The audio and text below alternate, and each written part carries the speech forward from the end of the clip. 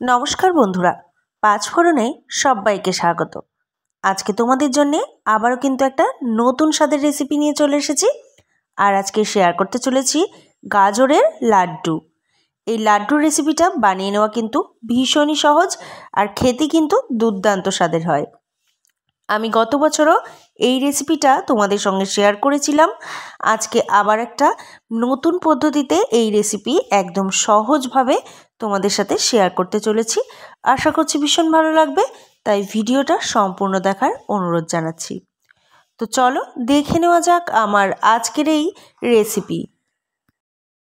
তো গাজরের লাড্ডু বানিয়ে নেওয়ার জন্য প্রথমেই আমি এখানে কিছু ফ্রেশ গাজর নিয়ে নিয়েছি। গাজরটাকে দেখো ভালো করে আমি কিন্তু গ্রেট করে নিয়েছি।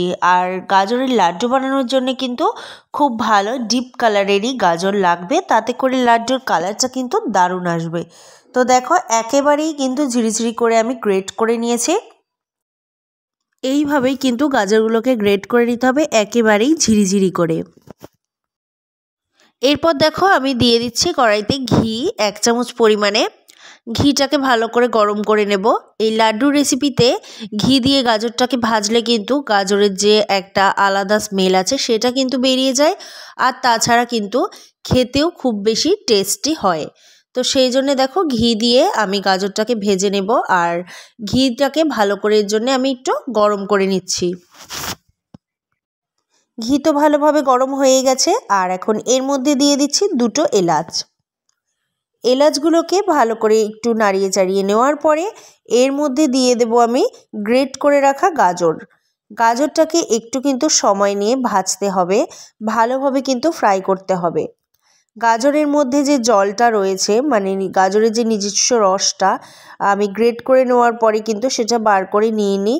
এরকম অবস্থাতেই কিন্তু আমি ভেজে নেব। এতে করে কিন্তু গাজরের মধ্যে থাকা জলের সাহায্যে গাজরটা ভাজার সময় আরও বেশি ভালো সফট হবে। আর তাতে করে কিন্তু লাড্ডুগুলো বানাতে ভালো হবে আর খেতেও কিন্তু অনেক বেশি টেস্টি হবে। তো দেখো আমি সমস্ত গাজর এখানে দিয়ে দিলাম। এবারে ভালো করে একটু নাড়াচাড়া করে গাজরটাকে আমি ফ্রাই করে নেব। তোমরা চাইলে এটাকে ঢাকা দিয়ে দিয়ে ভাজতে পারো, তবে ঢাকা ছাড়া ভাজলেও কিন্তু অসুবিধা নেই। এইভাবে নাড়িয়ে চাড়িয়ে একটু বাদে বাদে আর গাজরগুলোকে ফ্রাই করে নিতে হবে। আর মোটামুটি একটু সময় নিয়ে কিন্তু অবশ্যই ভাজতে হবে, তাহলেই কিন্তু লাড্ডুর টেস্টটা বেশি ভালো আসবে। মোটামুটি 10 মিনিট পর্যন্ত আমি গাজরটাকে নাড়িয়ে চাড়িয়ে ভালো করে ফ্রাই করে নিয়েছি। গাজরের মধ্যে থাকা জলটা কিন্তু শুকিয়ে গেছে।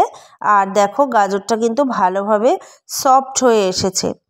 এরকমভাবে গাজরটাকে ভেজে নিলেই কিন্তু লাড্ডুটা খেতে বেশি টেস্টি হবে আর বানাতেও কিন্তু সুবিধা হবে। আর ভালো করে ভাজার কারণে গাজরের মধ্যে থাকা স্মেলটা কিন্তু বেরিয়ে যাবে, তাতে করে কিন্তু লাড্ডুটা খেতে ভালো হবে, লাড্ডু থেকে কোনো বাজে কাঁচা গন্ধ আসবে না। অন্যদিকে দেখো গাজর ভাজতে ভাজতে আমি একটু দুধ বসিয়ে দিয়েছিলাম। দুধটাকে ভালো করে কিন্তু ফুটিয়ে জাল করে এটাকে কিন্তু গাঢ় করে নিতে হবে। যতটা গাঢ় করবে ততটাই কিন্তু লাড্ডুর টেস্ট ভালো আসবে। তো দুধ তো গরম করে নেওয়া হয়ে গেছে, অন্যদিকে গাজরও ভাজা হয়ে গেছে। গাজরটা দেখো খুব সুন্দরভাবে কিন্তু জলটা টেনে গেছে গাজরের মধ্যে থাকা। আর এরপর আমি গাজরের মধ্যে দিয়ে দেব দুধ। দুধটাকে দিয়ে গাজরটাকে আরও ভালো করে এবারে আমি সেদ্ধ করে নেব। তোমরা প্রথম দিকেই গাজরের মধ্যে দুধটা দিয়ে গাজরটাকে সেদ্ধ করে নিতে পারতে, কিন্তু গাজরের মধ্যে আগেই বললাম যে স্মেলটা আছে সেটা কিন্তু বেরিয়ে যাবে। কাঁচা কাঁচা গন্ধটা কিন্তু একেবারেই তাহলে থাকবে না যদি এভাবে ভালো করে একটু ফ্রাই করে নাও। এবারে দেখো গাজরের মধ্যে আমি দিয়ে দিলাম সম্পূর্ণ পরিমাণে দুধ। আর অল্প একটু দুধ রেখেছি, সেটা একটুখানি পরে আমি যদি লাগে তাহলে দেব। তো দেখো ভালো করে নাড়িয়ে চাড়িয়ে নিচ্ছি। ভালো করে নেড়ে চেড়ে নিয়ে কিন্তু আবারও কিছুক্ষণ আমি গ্যাসে এটাকে বসিয়ে রাখবো। দুধটাকে ভালো করে গাজরের সাথে মিক্সড হতে দেব। আর দুধটাকে কিন্তু টানিয়ে নেব। একেবারে কিন্তু এই দুধের সাহায্যে গাজরটা ভালোভাবে সেদ্ধ হবে। যদিও আমি ভেজেছি খুব ভালো করে আর ভাজার কারণে গাজরটা খুব ভালোভাবে সেদ্ধ হয়েও গেছে, কিন্তু দুধ দিয়ে সেদ্ধ করতে হবে আরও কিছুক্ষণ, তাতে করে গাজরে কিন্তু দারুণ টেস্ট আসবে লাড্ডুটায়। লাস্ট দুধটুকু নিয়ে আমি দিয়ে দিচ্ছি। দেখো অল্প একটু দুধ রেখেছিলাম, সেটাও দিয়ে দিলাম, কারণ দেখে মনে হলো লাগবে। তো দেখো এইভাবে আবারও নাড়িয়ে চাড়িয়ে আমি গাজরটাকে ভালো করে সেদ্ধ করে নেব। পুরো দুধটাকে কিন্তু টানিয়ে নিতে হবে। আমি এখানে লিকুইড দুধ ব্যবহার করেছি, তোমরা চাইলে গুঁড়ো দুধ কিন্তু জলের সাহায্যে গুলিয়েও ব্যবহার করতে পারো, তাতেও কিন্তু খেতে ভালো হবে। তো চলো এবারে ভালো করে এটাকে কিছুক্ষণ কুক করে নেওয়া যাক, তাহলে কিন্তু গাজরটা ভালোভাবে সেদ্ধ হয়ে যাবে। আগেই বললাম। মোটামুটি 10 মিনিট পর ফিরে এসেছি। অনেকটাই কিন্তু দুধটা টেনে এসেছে, আর এই 10 মিনিট ধরে ভালো করে আমি কিন্তু গাজরটাকে নাড়িয়ে চাড়িয়ে দিয়েছি যাতে নিচ দিয়ে না লেগে ধরে। আর এইভাবে কিন্তু নাড়িয়ে চাড়িয়ে নিতে হবে একটু বাদে বাদে, নয় কিন্তু নিচ থেকে ধরে যাবে। আর দেখো এই পর্যায়ে আমি এখন চিনি দিয়ে দেব। যতটা পরিমাণে মিষ্টি লাগবে সেই পরিমাণে আমি এখানে চিনি কিন্তু অ্যাড করে দিচ্ছি। চিনিটাকে দিয়ে আরও কিছুক্ষণ আমি গাজরটাকে রান্না করে নেব। আর কারণ চিনি থেকে বেরিয়ে আসবে অনেকটা পরিমাণে জল, আর দুধটাও কিন্তু এখনও পুরোপুরি টেনে আসেনি। তো ভালো করে চিনি থেকে বেরোনো জল আর দুধ দিয়ে গাজরটাকে আরও কিছুক্ষণ আমি নাড়িয়ে চাড়িয়ে শুকনো ভাব কিন্তু আনতে হবে। তো চিনিটাকে এবারে ভালো করে একটু গাজরের সাথে আমি নাড়িয়ে চাড়িয়ে দিচ্ছি। গাজরের সাথে নাড়ানোর সাথে সাথে কিন্তু চিনিটা গলতে শুরু করবে, আর এর ভেতর থেকে কিন্তু অনেক জল বেরোবে। তো আগেই বললাম জলটাকে কিন্তু ভালো করে টানিয়ে নিতে হবে, তাহলে কিন্তু গাজরটা খেতে লাড্ডুটা খেতে অনেক বেশি ভালো হবে। তো চলো আরও কিছুক্ষণ এটাকে আমি রান্না করে নিই। দেখে বোঝাই যাচ্ছে কতটা পরিমাণে জল বেরিয়ে গেছে। দুধ আর চিনি গলে যে জলটা বেরিয়েছে এতে কিন্তু অনেকটাই। আর ভালো করে কিন্তু এখন মোটামুটি 10 থেকে 12 মিনিট কিন্তু গাজরটাকে রান্না করে নিতে হবে, এতে করে কিন্তু জলটা পুরোপুরি টেনে আসবে। দিয়ে দিচ্ছি খুবই সামান্য পরিমাণে একটু নুনটাকে দিলে মিষ্টির ব্যালেন্সটাকে কিন্তু ভালোভাবে রাখবে, সেই জন্য আমি এখানে দিয়ে দিলাম একটু নুন। তো চলো আবার নুন দিয়ে ভালো করে একটু নাড়িয়ে চাড়িয়ে নিই। যতক্ষণ না জলটা মজে আসছে ততক্ষণ কিন্তু গাজরটাকে একটু বাদে বাদে এইভাবে নাড়িয়ে চাড়িয়ে দিতে হবে, আর মিডিয়াম ফ্লেমে কিন্তু এই গাজরটাকে কুক করে নিতে হবে। একটু বাদে বাদে নাড়িয়ে চাড়িয়ে না দিলে কিন্তু নিচ থেকে একেবারে ধরে যাবে, তখন কিন্তু লাড্ডুর টেস্টটা ভালো আসবে না। তো দেখো গাজরটা কিন্তু আমি 10 মিনিট মতন নাড়িয়ে চাড়িয়ে ভালো করে টানিয়ে নিয়েছি। এর ভেতরে থাকা কিন্তু আর কোনো রকম জল বা দুধ কিছুই নেই, ভালো করে টেনে গেছে, আর গাজরটা খুব ভালোভাবে কিন্তু সেদ্ধ হয়ে গেছে, সামনে থেকে দেখলেই বুঝতে পারছো।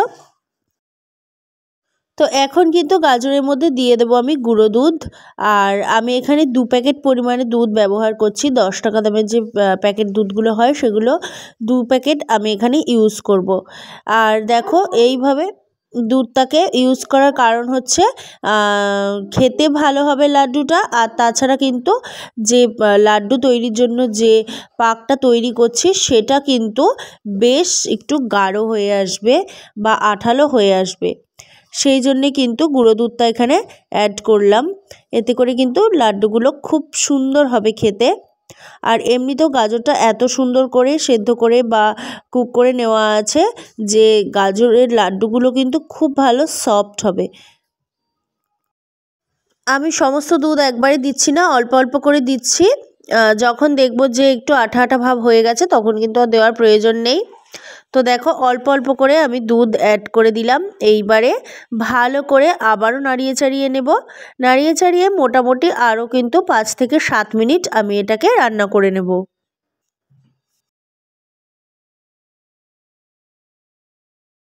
আগেই বললাম যে আমি 2 প্যাকেট পরিমাণে এখানে দুধ অ্যাড করেছি, তবে সম্পূর্ণটা একবারে দিইনি।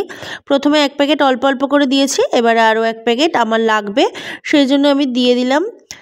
তো ভালো করে আবারও নাড়িয়ে চাড়িয়ে নেব। এই জায়গাটা কিন্তু একটু সময় নিয়ে করতে হবে, কারণ আঠালো ভাবটা এসছে কি না সেটা দেখতে হবে, সেই জন্যে কিন্তু দুধটাকে দিচ্ছি আমি বারে বারে, আর বারবার কিন্তু এইভাবে নাড়িয়ে চাড়িয়ে নিচ্ছি। যতটা পরিমাণে ভালো আঠালো একটা ভাব আসবে ততই কিন্তু লাড্ডু বানাতে ভালো হবে আর খেতেও ভালো হবে লাড্ডুটা। আর লাড্ডুটা বানানোর পর কিন্তু ভেঙে যাবে না, সুন্দরভাবে কিন্তু থাকবে। সেই জন্য এখানে আমি দুধটাকে ইউজ করছি।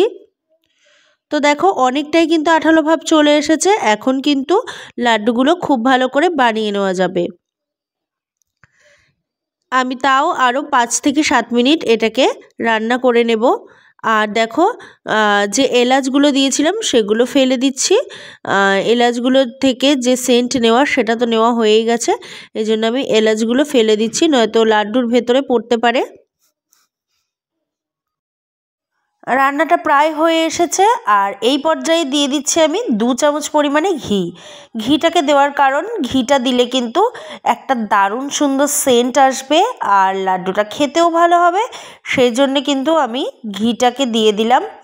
আর এটা কিন্তু হয়ে যাওয়ার পর, মানে যখন নামাবে মনে করবে তার আগে দিয়েই ঘিটাকে দেবে, তাতে করে কিন্তু সেন্টটা ভালো থাকবে। নাড়িয়ে চাড়িয়ে ঘিটাকে একটু মিক্সড করে নেব গাজরের সাথে।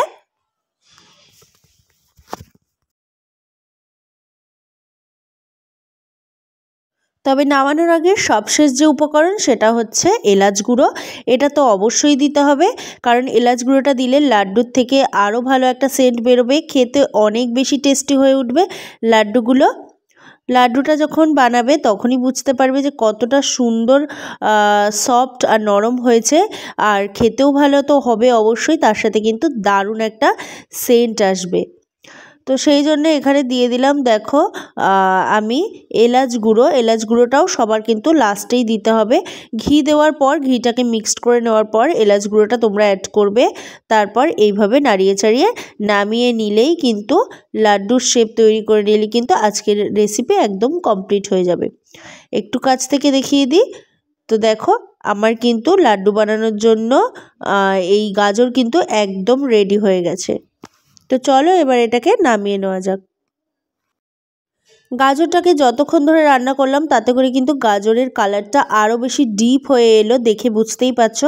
প্রথম দিকে কিন্তু এতটাও ডিপ কালার ছিল না, রান্না করতে করতেই কিন্তু এতটা সুন্দর একটা কালার এসেছে। আর আমি কিন্তু কোনো রকম ফুড কালার ইউজ করিনি, দেখতেই পারলে সেটা। তো দেখো এইভাবে কুক করে নিতে নিতে দারুণ একটা কালার কিন্তু চলে এসেছে, একদম ডিপ কিন্তু অরেঞ্জ কালার চলে এসেছে। তো লাড্ডু বানানোর জন্য হাতে একটু ঘি মাখিয়ে নিতে হবে, নয় কিন্তু হাতের সাথে লেগে ধরবে। আর খুব একটা কিন্তু ঠান্ডা করে নিচ্ছি না গাজরটাকে, মোটামুটি একটু দেখো নামিয়েই কিন্তু আমি হালকা হাতে এই লাড্ডুটাকে করে নিচ্ছি। প্রথমে এইভাবে গোল গোল করে এক হাতের সাহায্যে, তারপরে 2 হাতের সাহায্যে আমি কিন্তু ভালো করে একটু গোল গোল করে নেব, গোল গোল করে একটা শেপ করে নেব। তো তোমরা দেখে নিশ্চয়ই বুঝতেই পারছো কতটা সফট আর কতটা নরম হয়েছে লাড্ডুটা। খেতে কিন্তু অসাধারণ স্বাদের হয়। এই লাড্ডু রেসিপিটা তোমরা কিন্তু অবশ্যই ট্রাই করো।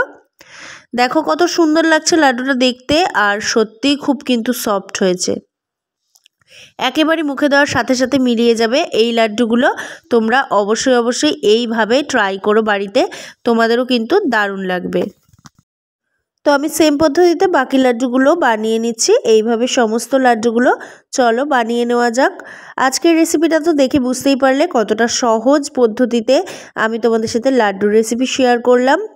দেখে নিশ্চয়ই বুঝতেই পারছো যে খুব বেশি সময় কিন্তু লাগবে না এটা বানাতে, মোটামুটি ভাজতে আর দুধটাকে একটু টানিয়ে নিতে যেইটুকু সময় লাগে, বাকি কিন্তু খুব বেশি সময় লাগে না। আমার লাড্ডু আজকে একদম রেডি।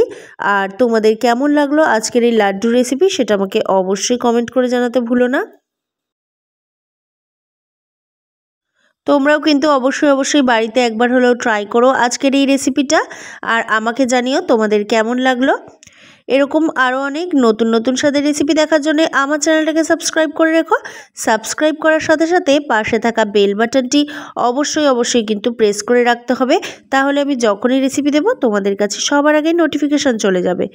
আর যদি তোমরা এখন এই রেসিপিটা ফেসবুকে দেখে থাকো তাহলে একটা ফলো করে দিও, আর কমেন্ট করেও অবশ্যই জানিও।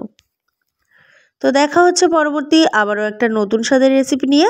ততক্ষণ সবাই ভালো থেকো, সুস্থ থেকো, আর রেসিপিটা ভালো লেগে থাকলে কিন্তু লাইক করতে একদম ভুলো না।